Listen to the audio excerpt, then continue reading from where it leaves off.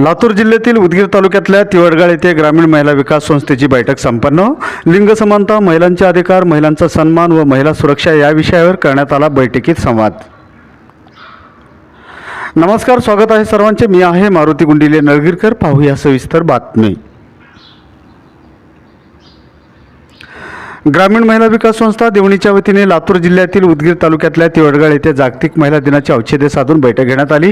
या बैठकीत सविस्तर चर्चा होऊन समाजात स्त्री पुरुष समानता प्रस्थापित करणे, महिलांना त्यांच्या हक्काची जाणीव करून देणे, त्यांना त्यांच्या आरोग्याची जाणीव करून देणे, महिलांनी केलेल्या उत्कृष्ट कार्याचा गौरव करणे, महिलांवरील वाढत्या अत्याचाराबाबत सनदशीर मार्गाने आवाज उठवणे इत्यादी बाबीवर या बैठकीत निर्णय घेण्यात आला।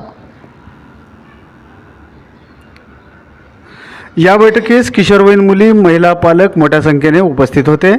ग्रामीण महिला विकास संस्थेकडून सर्व उपस्थित मुली, महिला व पालकांना जागतिक महिला दिनाच्या शुभेच्छाही देण्यात आल्या आहेत। यावेळी प्रमुख उपस्थिती होती क्षेत्र समन्वयक कावेरी नितंगे, गावसखी जयदेवी पाटील व प्रकल्प तालुका समन्वयक क्रांती बिरादार यांची।